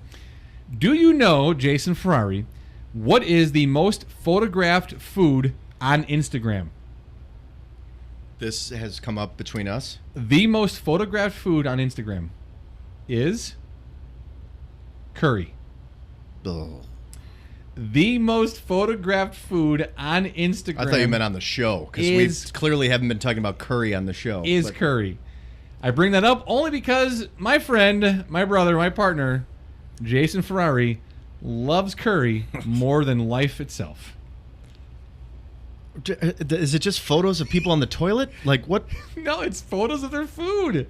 It's the most photographed food. Isn't that crazy? Who's doing that? Apparently a lot of people. No one I follow. Me neither. I've never seen a picture of curry. I've literally never seen anyone. But apparently it is the most photographed food on Instagram, and I know you love it so much. You actually just ate some curry the other day, didn't you? No, I didn't. I did not. Oh. I will not. I thought you had a curry story. No, I said something smelled like BO. No, didn't you just eat something recently? Indian food, not curry, though. Oh, it wasn't curry. I can't eat curry. Oh, you can't do it at all? No. All right. Tell that story. I don't feel good if I eat it. Oh. Because when do you feel good? No, I mean... You should just eat it. No, the funny thing is, how many times have we talked about the show how I can't poop? No. Maybe I should just eat... Maybe I should just mainline curry and then just poop all the time. All the time. No, actually, I just told you this story. Great story. So the other night I was, because I'm almost. God, Jeremy has been relentlessly messing with me. Like everything, he just sends me article after article after article mocking vegans, and it's like, for Christ's sakes, like I'm not. This isn't a life choice. I'm trying it for 1 month, whatever. So anyway, I've been using trying that Amy's brand, which is just like organic and. Some of it's gluten-free and stuff. It's not vegan, but I mean, like, I've just been kind of like going from what I've been eating to better food to that. And the other night, Trish knows I'm not really big on Indian food just because it bugs my stomach sometimes. But no curry, so it was one of their frozen burritos. My commute was especially long. I was on my way back, and then I just got off the bus and started walking. It was that muggy-ass night, sweating my ass off. Spider webs are, for some reason, everywhere, just like attaching themselves to my sweaty forehead. I'm just like, God! So I went to Jewel, grabbed this burrito, and then I'm like, I'm starving. Come home, throw it in the microwave, put it on the plate. But the directions are, and I know everybody's done this before, where it says, like, wrap it in a paper towel. So I did that, and then it blew up, and I did like 2 minutes less than it asked for. So I'm starving, I'm sweating, I'm sitting at the island in my kitchen, and the paper towel won't come off, and I was just like, screw it, and I ate the burrito and the paper towel. That's great. So good. I think that might have actually helped my stomach. I was like a special cushion, like maybe a lining. It absorbed all the parasites that are in your colon, and they stuck to the. You heard it here. Towel. You heard it here. I ate a Amy's organic Indian burrito that was mostly paper towel. So you know what I do now with paper towel when I heat food up in the microwave and I have to wrap it in paper towel, I soak the paper towel, and then I squeeze the water out so it's a damp paper towel. Because the water creates more steam, which I get creates it. a little more And moisture. Moving forward, that's something that I'll consider. And it won't stick to your burrito then. You won't have to. Yeah. So what flavor burrito did you eat? Bounty. Yeah. It was delicious. It was blue. Really, blue really and good. white. So that's good. Hey, that's what you do when you're hungry, though, and you're a bachelor for the week. Yeah. All right, here's a story that I saw, and you might have seen this yourself because the searching you do. Wiener isn't a particularly uncommon surname, so you think you'd be able to use it online without any problems. But a woman named Natalie Wiener says she's been blocked from creating online accounts because of her, quote, offensive name. Natalie shared a screenshot on Twitter of her attempt to set up an account. She was denied because, quote, offensive language discovered in the last name field, end quote. She wrote, "This is without a doubt the best thing that's ever happened to me," adding, "I am weeping." The post received over 21,000 likes. Even better, it turns out she wasn't the only one who encountered the problem. She received a spat of replies from people whose names are too rude for the internet. A man called Philip Sporn. Sporn. That's crazy. Commented, "When I got my computer, I had to set my last name as Sprawn because Sporn contains offensive language. Someone called Ben Schmuck said it happens to me all the time." So a guy named Sporn had to change his name to Sprawn, and then a guy named Ben Schmuck can't start online accounts. What was her name? Natalie? Natalie Wiener. Dude, I just love that this story there parts of it were Wiener and Natalie shared a photo of. Yep. Just wow. Natalie shared a screenshot on Twitter of her account, and her last name Sporn makes me think of spork. Yeah. It's like a bad word merge, Like but I don't know what it would be. It'd be like sports and porno. Porn is in it, so it's Sporno. like, oh, you can't. Sporno. Yeah, It's a new thing. like naked rugby. Naked tennis. Yeah, anyway. Oh. So, we love you, Natalie Wiener, and if we had some kind of account for you to set up, you could certainly do it. We love you, Nat. We really do, because we want to just keep saying Natalie Wiener on the show here. Maybe we'll name the show down the road, Natalie Wiener. Maybe we should find her on Twitter and tell her how much we love her, and then name a show after her. That's fine. Like episode 50 could be called Natalie Wiener. You know I'm good with it. All right. I'm good with Natalie and Wiener. What? I did that on purpose. All right, so no need to read any of the articles because there are about 1,000 of them. Okay. But Louis C.K. recently kind of bounced back from his hiatus and decided to do a stand-up set at a This was unannounced, just kind of unexpected. Yeah. It's kind of like not a lot of people are arrived in scandal of this nature, but a lot of comedians will do that. They will just show up to stand-up places to test new material. He lives in New York, and he came and did a show, and as you can imagine, and this is what I want to ask you about, people went off the reservation. Yeah. Here's my question. I feel like a Harvey Weinstein is one thing. I'm not saying one is better than the other, but that just seems like he's like the he's like the pillar of awful, and then everything else is just like layers of awful. Do you I hope Harvey goes to jail. Right. And I think he will. Do you think that politician, anyone who since the Me Too movement started, should they never work again? Should they never come back? Absolutely not. Absolutely not. I think they should have the opportunity to. And I am not advocating for him or anyone else, but I'm saying, like, are you done doing what you did for a living? If it wasn't something criminal that should put them in jail, like Harvey Weinstein was a predator, okay? Being a predator and being stupidly inappropriate that deserves consequences are not the same thing, okay?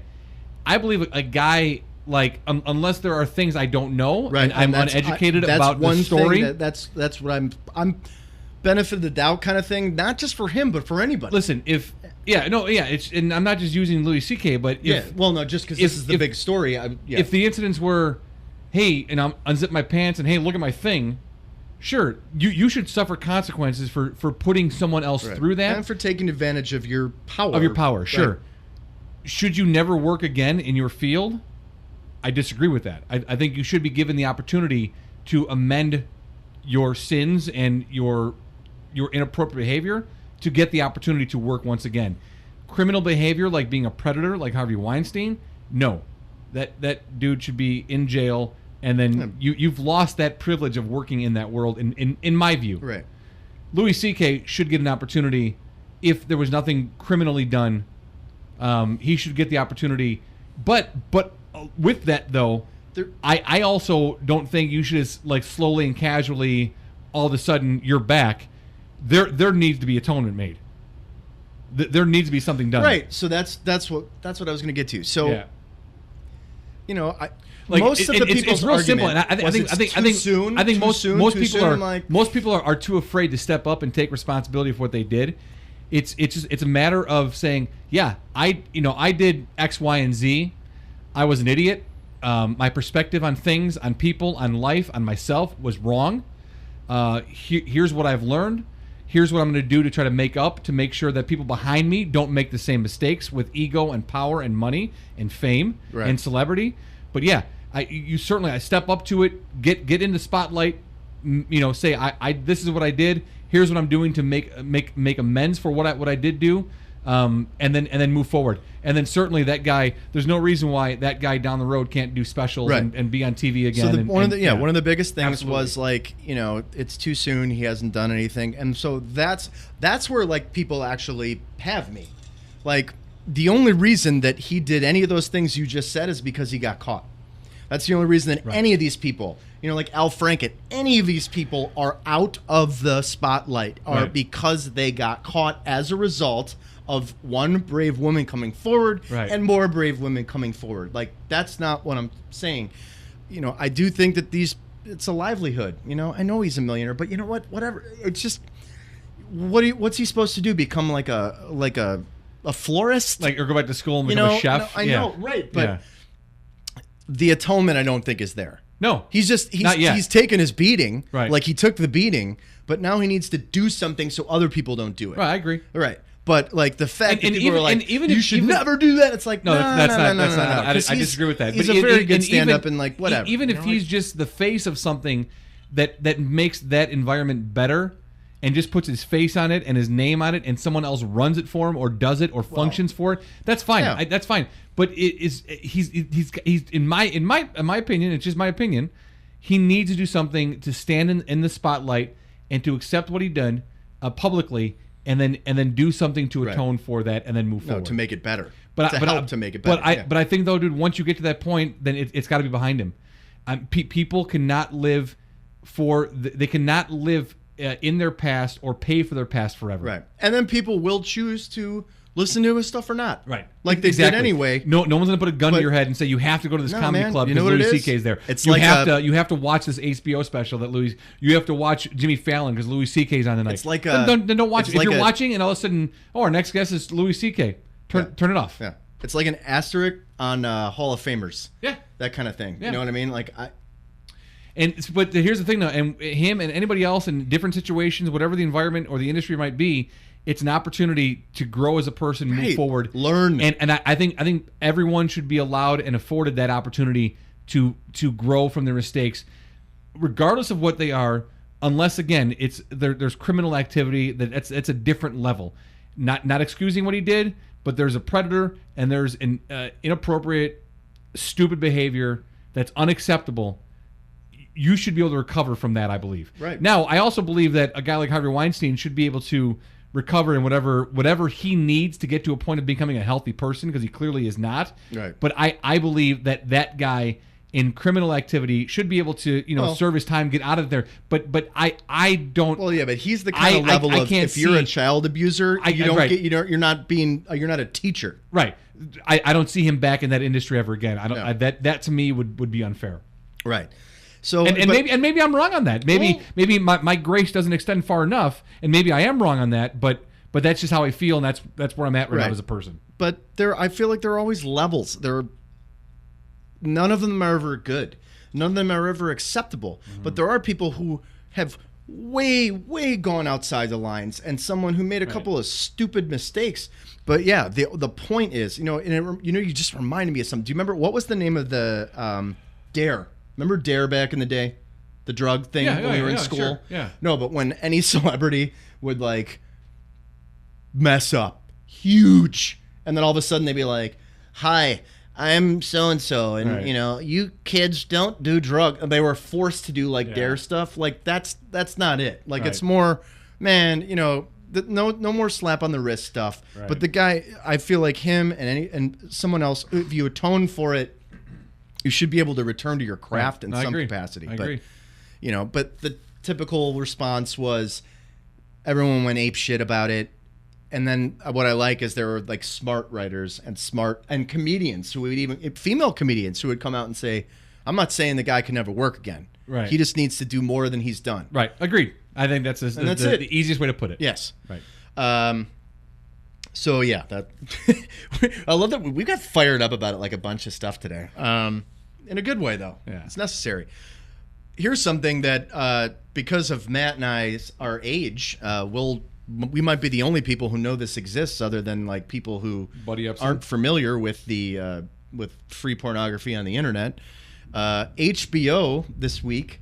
Ooh, it's thunder. Cool. HBO this week decided to completely nuke their late night programming. Oh, really? Yeah. Interesting. Good for them. I had to Google what that is. Yeah. And I remember the real sex thing. Yeah. Like I remember those, and there's like 99 episodes or something. I just remember like periodically watching me like real sex. And 98. Like holy shit. How long has this been on? Right. But so they got rid of all of their late night programming, and it happened like they made the decision on a Sunday, and it was gone by Tuesday. So interesting. They give the reason why. They want to because the new head of HBO just wants a better quality of product. Good. And decided that they don't need to be in that. And a spokesman literally said, with the availability of what's out there, like, why don't we do what we're good at? And like, how about more documentaries or better movies and less softcore porn? Right. That's basically it. Right. I just thought that was significant because, like, I remember the first.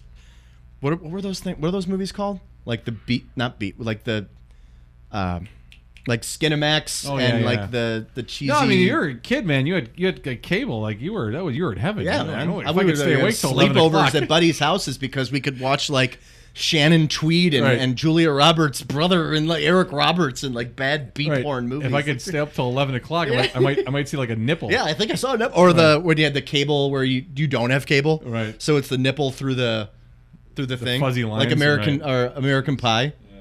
Jam, I think he was watching dirty movies. That's great. All right, yeah. So that's a thing. This is just one of those headlines we need to read and don't need to go super far into it. Georgian boy solves 6 Rubik's Cubes underwater in one breath. Oh, that's enough. I've done that once in my life. Never have. 43 years old. I've done one Rubik's Cube. 6 Actually, underwater in one breath? That's crazy. I've done 2. One of them, I moved the stickers. So clearly I've done that before. Yeah, that's so 1. I've done 1. I've also tossed a bunch in the garbage can, too. Yeah. There's some people that are like, what's a Rubik's Cube? Here's another one. Google it. This is a great story. Mashable, one of my favorites. I read it every day. Just a news reporter. That's great. So a plane crash, which is never a great story, but it was, a plane went down, and there is something called the Fluxgate compass, which helps pilots keep the airplane level. Yeah. So the female reporter, whatever, it has nothing to do with that. It's a female, but she did her report after interviewing the guy and called it a flux capacitor. That's great. And Twitter went nuts. Good for her. Rightfully so. Yes. So her age or her I just love taste that, in movies. But if the guy said flux compass, she took it to flex capacitor. That's great. And then this one, I thought this is really cool. It's probably why Back to the Future was on cable the other day. Dude, it was on one of the movie channels. All 3 of them have been on HBO for 2 months. Oh, they have? Okay. Yeah. So this, I like reading these stories. Yeah. This is on the Chive, which is always a good read. Shockingly nice celebrities who caught people off guard. I'm not reading 20 stories, but we're just looking at Smokey McSmokerson. Margot Robbie. Good old Margot Robbie, who somehow was still hot as Tanya Harding. Yeah. I know. Like a dirty, white trashy dirty way. Yeah, but because yeah. you know what she looks like. You saw her first in something else. I'm only gonna go through a couple of these. We're not gonna read all 20. But Bill Murray and his son came into hold on, my vision's going bad. Oh, by the way, real quick too, the Charleston episode of Parts Unknown, Bill Murray's there because he's owned the minor league baseball team that he and Bourdain and Brock go to the game, and then they go to dinner at Brock's restaurant, and Murray barely talks. It's like one of the times you'll ever see Bill Murray because he's so happy with the food. Well, he's so happy with the food. And he's just, I think he's just kind of taking in the conversation between those two. Right. And he lives there. It was great. He lives there. It was great. But I got to go back through and think. But remember the story he told at the table? Yes. Yeah. Remember what he says about it's because Roadhouse comes up. Right. And the woman who plays the doctor that sews him up, Kelly Lynch, Kelly. His buddy is married to Kelly Lynch. Right. And so he tells the story at the table that for 25 years he would calls in the middle of the night. He would hello, Patrick Swayze totally banging your girlfriend, banging your wife up against the wall, against the wall. It hangs up. Or if he doesn't answer, he leaves a voicemail. But they talk about how they love Roadhouse, and Bill Murray stops him. And he's like, "What? You guys love Roadhouse?" And you think he's gonna crap on it, and he's like, "Oh, it's just one of the greatest things ever." He tells that story. It's fantastic. We talked about this. My God, that episode! I'm gonna watch it tonight when I get home. When Bourdain passed, I told you this story. We talked about it on the air. Anthony Bourdain every single year has a party for with the lady he used to be married to. Yeah, they would have a party with all their friends, and a Roadhouse party, and they would just make food and watch Roadhouse. It's his favorite. That is Anthony Bourdain's favorite movie. That's great. I kind of want to start having a Roadhouse party. The Bill Murray story. Oh, we should do it. The Bill Murray story was so good though, and he takes that episode to a different level. It's just so good. Right. So good. No, you're right. It is one of the best ones. So Bill Murray and his son came into an Inuit art gallery, Eskimo on Madison. Yeah. The owner and I were the only ones there. Then a UPS delivery person came in and freaked out about seeing Bill Murray on her birthday. Murray had his son pick up her feet, and he picked her up under her shoulders, and they rocked her back and forth while Murray crooned, "Happy birthday to you." After that, I chatted with him for a bit, and he was super nice. That's great. All right. Robin Williams, there are multiple ones in here where people just walk up to him at restaurants, and he would just go out in San Francisco by himself. Yeah. He would ask him to sit down, and they'd talk for hours. Wow. That's insane. Yep. Jim Carrey gave me a ride to the gas station after my car ran out of gas in Bel Air. I told him I was a huge fan of Ace Ventura, and I could mimic his laugh from the movie. Then we both had our heads out the window, cackling away. He bought my gas and drove me back to my car. One of the greatest moments in my life. That's awesome. Dude. Oh, Tom Hanks. This is my favorite one for obvious reasons because it involves Forrest Gump. But Tom Hanks at Best Buy. He was in line in front of me with a cart full all by himself. I was only buying a bottle of water because they didn't have what I was looking for. I just blurted out, "Forrest Gump is my favorite movie," like a creep. And he turned around and said, "That was my favorite movie to make. I'm glad you love it."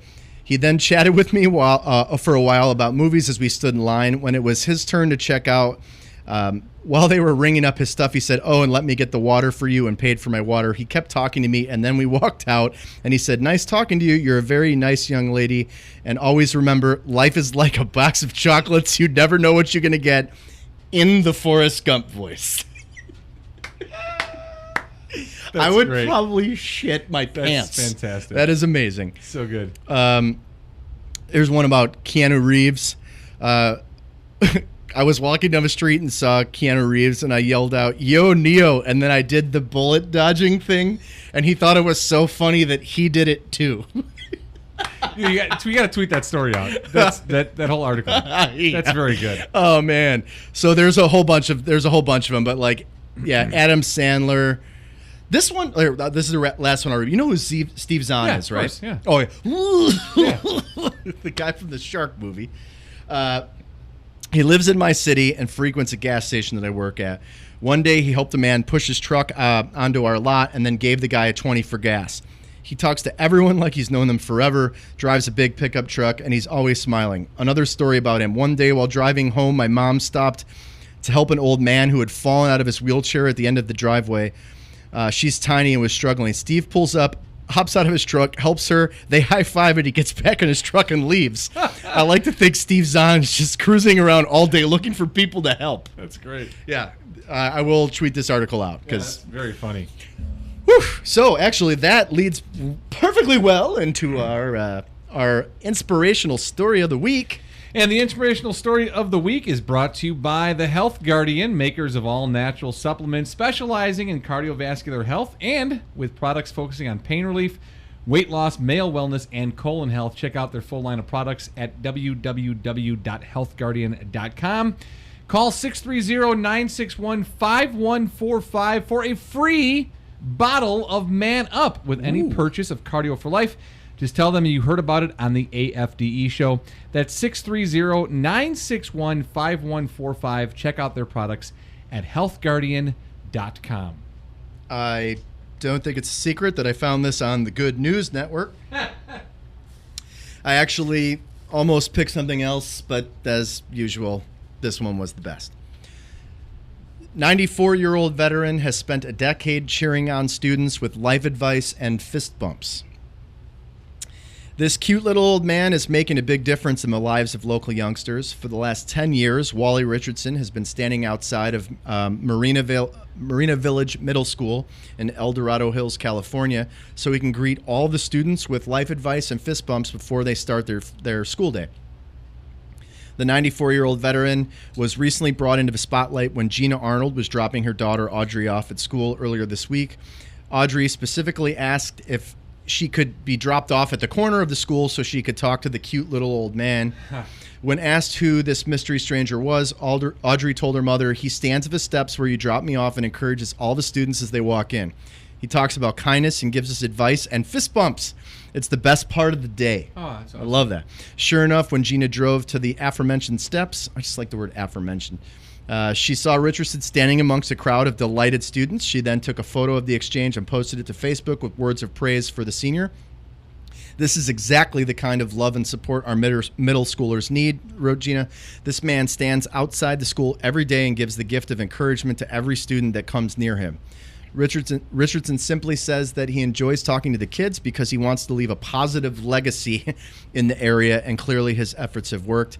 There is now a mural on the school wall that is filled with some of the veterans' most precious bits of wisdom so that it can serve hundreds of students in the future.